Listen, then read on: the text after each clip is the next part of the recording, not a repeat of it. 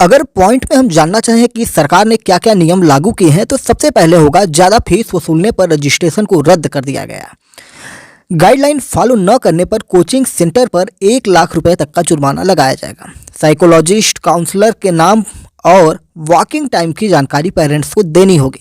Coaching centre में psychological council या counselling का चैनल हो जिससे कि बच्चों की मनोस्थिति बिगड़ने पर, बच्चों के अंदर तनाव होने पर उनकी काउंसलिंग की जा सके। छात्र मुश्किल या तनाव में हो तो मदद करने के लिए सिस्टम बनाना होगा जिसे साइकोलॉजिकल काउंसलिंग चैनल कहा जा रहा है। बच्चों के मेंटल स्ट्रेस पर ध्यान रखना होगा। अच्छे परफॉर्मेंस का प्रेशर नहीं बनाया जाएगा। हॉस्टल सुविधा, फीस की पूरी जानकारी देनी होगी। वेबसाइट बनाना पड़ेगा और उस पर फैकल्टी की योग्यता, कोर्स पूरा होने की अवधि बतानी होगी। साथ ही साथ फीस को भी हाईलाइट करना होगा। काउंसलिंग सिस्टम बगैर कोचिंग का रजिस्ट्रेशन नहीं होगा, यानी कि काउंसलिंग सिस्टम सबसे ज़्यादा अनिवार्य, मोस्ट इंपॉर्टेंट में कर दिया गया है। मोरल क्राइम के दोषी फैकल्टी में नहीं होने चाहिए। स्टूडेंट हॉस्टल में रह रहा हो तो हॉस्टल फीस और मेस फीस भी लौटानी होगी उस स्थिति में जब छात्र अगर तय समय से पहले कोर्स छोड़ने पर 10 दिनों के बीच में फीस वापसी करनी होगी और साथ ही साथ हॉस्टल की फीस, मेस की फीस भी वापस करनी होगी जो उसके डेट बचे हुए हैं।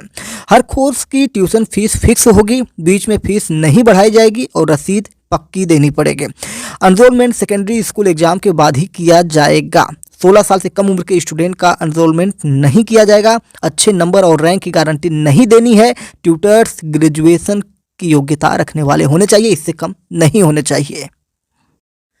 जय हिंद, नमस्कार, मैं मोहन पाठक और आज एक बड़ी अपडेट ये निकल के आई है कि भाई साहब, भारत में जो कोचिंग सेंटर चलते हैं, इन कोचिंग सेंटरों पर लगाम लगाने के लिए साथ ही साथ आपने देखा होगा, हमने कई वीडियो एनालिसिस किए होते हैं जिनमें राजस्थान में बच्चों द्वारा सुसाइड करने की केस आ रही थी और उसमें सबसे ज़्यादा कारण ये निकल के आ रहे थे मेंटल प्रेशर उनके ऊपर। कोचिंग संचालकों का या कोचिंग संस्थाओं का दबाव होता था टारगेट पूरा करने का। तो क्या है पूरा मामला, सब पर डिटेल में चर्चा करेंगे। आप देख रहे हैं MPSC Hindi news explainer YouTube channel पर नए हैं तो चैनल को सब्सक्राइब करके डेली करंट अफेयर्स और न्यूज एनालिसिस के लिए जुड़ सकते हैं। तो बात करते हैं, सबसे पहले हम आपको मेन पॉइंट बता देते हैं जिनके पास समय कम है। सबसे पहले कोचिंग संस्थानों पर सरकार की क्या सख्ती आई है। इसमें कहा गया है कि 16 वर्ष से कम उम्र के छात्रों का एडमिशन नहीं किया जाएगा, यानी कि 16 साल से कम उम्र का बच्चा है तो उसका एडमिशन होगा ही नहीं। ये मान के चलिए कि 12वीं क्लास पास हो जाना चाहिए, ठीक है। कोर्स के बीच में छोड़ने पर क्या करनी होगी, अगर बच्चा पढ़ रहा है और उसका मन नहीं है पढ़ने का और वो चाहता है कि अब वो क्लास ना करे तो क्या होगा।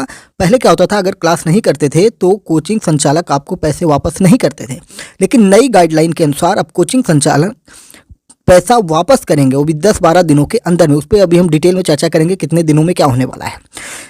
अगर छात्र चाहेगा, उसको नहीं लग रहा है कि उसको अब ये कोर्स जारी रखना है, तो बीच में भी वो कोर्स छोड़ सकता है और उसकी फीस वापस की जाएगी। और नियम नहीं मानने पर कोचिंग संस्थानों पर जुर्माना लगाया जाएगा करीब 1 लाख रुपए का, और इनकी जो पंजीकरण है, इनकी रजिस्ट्रेशन है, इनको भी रद्द किया जा सकता है।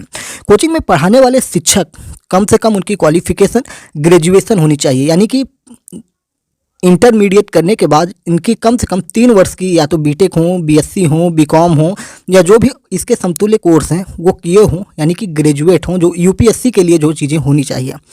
नामांकन के लिए नहीं भरना है, किसी प्रकार का भ्रामक दावा नहीं करना है, यानी कि आप समझ रहे हैं ना कि आपको एक ही, जैसे कोई आईएएस बन गया, मान लीजिए आईएएस की कोचिंग संस्था है या एसएससी की है, किसी भी संस्थान है, एक लड़का क्वालिफाई हो गया है, उसको जॉब मिल गई है, टॉप कर गया है, अब उसी का फ़ोटो लगा के 50-50 कोचिंग संचालक ये कहते हैं कि ये मेरे यहाँ से पढ़ा है। तो ये सारी चीज़ें नहीं करना, भ्रामक वादे नहीं करना, या आपको ये नहीं करना है कि 100% गारंटी है कि आप क्वालिफाई हो जाएंगे। यानी कि आईआईटी के लिए तैयारी करवा रही कोई संस्था है और वो अपने पोस्टर में लिखती है कि 100% गारंटी है, तो ये अब आप नहीं कर सकते हैं। और अगर गारंटी दे रहे हैं तो जितने छात्र हैं सभी के लिए आपको ये करना पड़ेगा। यानी कि रैंकिंग के लिए अच्छे नंबर की गारंटी आप नहीं दे सकते। अगर गारंटी दे रहे हैं तो आपको रैंकिंग लानी पड़ेगी। अब कोचिंग के लिए, ये संस्थानों के लिए आदेश आया है। आदेश दिया किसने है, तो भाई भारत सरकार ने दिया है। तो भारत सरकार में शिक्षा मंत्रालय होता है, एजुकेशन मिनिस्ट्री होती है। शिक्षा मंत्रालय की तरफ से कोचिंग संस्थानों के लिए ये गाइडलाइन जारी की गई, जिसमें कई तरह के नियम कानून लागू किए गए हैं। अब हम इस पर विस्तार से चर्चा कर रहे हैं, जिन्हें कोचिंग संस्थानों को मानना होगा। इन नियमों को लागू करने के पीछे छात्रों के आत्महत्या, कोचिंग में आग और सुविधाओं की कमी जैसे बढ़ते मामलों को ध्यान में रखते हुए शिक्षा मंत्रालय ने यह कदम उठाया है। आग की घटना आपने देखा होगा कि दिल्ली में अभी हाल ही में आग की घटनाएं हुई थी जिसमें कई सारे बच्चे थे। उसकी ज़्यादातर न्यूज़ निकल के भी नहीं आई कि क्या हुआ था वहाँ। इसमें कहा गया है शिक्षा मंत्रालय की तरफ से कि कोचिंग संस्थानों के लिए जारी की गई जो नई गाइडलाइन है इसमें साफ साफ ये बताया जा रहा है कि कोचिंग संस्थान 16 वर्ष से कम उम्र के छात्र छात्राओं का दाखिला अपनी कोचिंग में नहीं कर सकते हैं। छात्रों का दाखिला माध्यमिक परीक्षा के बाद ही किया जाएगा। इसके पश्चात कोचिंग संस्थान अभिभावकों को छात्र छात्राओं को रैंक और अच्छे नंबर दिलाने का भ्रामक दावा या गारंटी नहीं दे सकते हैं। संबंधित कोचिंग में पढ़ने वाले छात्र द्वारा अच्छे नंबर लाने के प्रत्यक्ष या अप्रत्यक्ष रूप से किसी भी दावे से संबंधित किसी भी भ्रामक विज्ञापन को प्रकाशित नहीं किया जाना है। प्रकाशन में भी शामिल जो चीज़ें हैं उसमें स्पष्टता होनी चाहिए। प्रकाशन में शामिल भी नहीं होगा क्या रैंक की बात नहीं करनी है, ठीक है, रैंकिंग की बात नहीं करनी है। किसी भी आपके एग्जाम के लिए जो आप कोर्स संचालित कर रहे हैं उसके पोस्टर पर, यानी कि भ्रामक चीज़ें आप मतलब जो वादे किए जाते थे कि आइए हमारे यहाँ, तो ये वाला सिस्टम अब वो सब्जी मंडी वाला खेल बंद किया जाएगा। शिक्षा मंत्रालय की तरफ से कोचिंग संस्थानों के लिए जारी गाइडलाइन के मुताबिक यदि किसी छात्र ने पाठ्यक्रम के लिए पूरी फीस का भुगतान कर दिया है और वह निर्धारित अवधि के बीच में ही संस्थान छोड़ देता है तो छात्र को शेष अवधि के लिए पहले जमा की गई फीस में से अनुपातिक आधार पर 10 दिनों के बीच शेष राशि वापस कर दी जाएगी। यदि छात्र कोचिंग के छात्रावास में रह रहा है तो छात्रावास की फीस और मेस आदि की भी फीस वापस करनी पड़ेगी। यानी कि छात्रों को बहुत सारी सहूलियत दी जा रही है जिस प्रकार से इनका शोषण होता था। कोचिंग संस्थानों में पढ़ाने के लिए जो नई गाइडलाइन के मुताबिक शिक्षकों का ग्रेजुएट होना अनिवार्य है।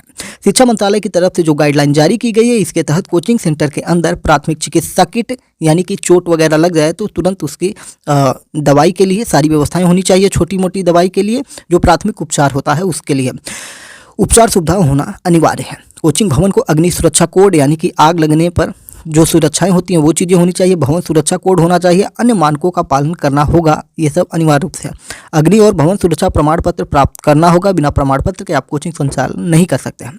कोचिंग की बिल्डिंग पूरी तरह से विद्युतीकृत होनी चाहिए। बिल्डिंग हवादार हो और प्रत्येक कक्षा में रोशनी की पूरी व्यवस्था होनी चाहिए। कोचिंग सेंटर के सभी छात्र छात्राओं और कर्मचारियों के लिए पीने के पानी की व्यवस्था होनी चाहिए। कोचिंग सेंटर में सुरक्षा की दृष्टि से सीसीटीवी कैमरे लगे होने चाहिए। इसके साथ ही एक शिकायत रजिस्टर भी होना चाहिए। अगर छात्र को कोई शिकायत है तो वो अपनी शिकायत को वहाँ पे रजिस्टर करवा सकता है या उसमें बॉक्स में डाल सकता है जो शिकायत रजिस्टर होगा। कोचिंग संस्थानों पर जुर्माना किस प्रकार से लगाया जाए तो उसकी अगर हम बात करें तो कोचिंग संस्थानों को शिक्षा मंत्रालय की जो गाइडलाइन है उसमें जुर्माना लगाने की बात की गई है। पहली बार नियमों का उल्लंघन करने पर 25,000 रुपये जुर्माना लगाया जाएगा। दूसरी बार नियमों का उल्लंघन करने पर कोचिंग संस्थानों को 1 लाख रुपये जुर्माना लगाया जाएगा। अगर इसके बाद भी कोचिंग संस्थान मनमानी करते हैं तो उनका रजिस्ट्रेशन रद्द कर दिया जाएगा। इस प्रकार से आप देख रहे हैं कि भारत सरकार अब कहीं ना कहीं छात्रों के लिए ये बड़ी कदम उठा चुकी है और ये बहुत पहले ही आ जाना चाहिए था क्योंकि इससे बहुत सारे प्रॉब्लम क्रिएट हुए हैं। बहुत सारे छात्रों ने अपनी जान गंवा दिए हैं और उनके परिवारों को अब हाथ मलने के सिवा कुछ नहीं मिला है। और अब भारत सरकार अगर इस पर जागृत हुई है तो इसको अमल करना चाहिए। पहले क्या होता था कि पहले का अब भी प्रेजेंट में आप जाएंगे अपने घर से बाहर निकलिए जहाँ पर कोचिंग संस्थानों के होर्डिंग लगे, आप देखिए कितने लुभावने होर्डिंग होते हैं, किस प्रकार से चीज़ें वहाँ पर होती हैं। लेकिन सुविधा के नाम पर वैसी सुविधाएं नहीं प्राप्त होती हैं। टीचर कोई और आपके पोस्टर पे दिखाई देगा, कोचिंग संस्थान में जाएंगे टीचर कोई और दिखाई देगा। यानी कि टीचरों के नाम पर भी हेरा फेरी की जाती है। टीचर के नाम पर पूरी की पूरी हेरा फेरी की जाती है। तो ये सारी चीज़ें हैं जो हमने आपको डिटेल में बताई। और चैनल पर नए हैं तो चैनल को सब्सक्राइब कर लीजिए। अच्छा, आप भी अपने विचारों को बताइए कि और क्या क्या सुविधाएं कोचिंग संस्थान में होनी चाहिए जिससे कि ये सारी चीज़ें निकल के आई हैं। इतना ही नहीं, कोचिंग संस्थान में जो टीचर हैं उनके लिए भी कई सारे गाइडलाइंस आने चाहिए जिससे कि वो कोर्स बीच में छोड़कर जो भाग जाते हैं टीचर, उनके लिए भी गाइडलाइन होनी चाहिए कोचिंग संचालकों के पास कि अगर वो पढ़ा रहे हैं, आधा कोर्स पढ़ाने के बाद भाग जाते हैं तो इन सारी चीज़ों को भी लेकर कई नियम होने चाहिए। और उम्मीद है कि होगा भी। हर मैनेजमेंट का अपना अपना रूल होता होगा। तो चलिए फिर मिलते हैं किसी अपडेट के लिए। तब तक के लिए जय हिंद, नमस्कार, भारत माता की जय।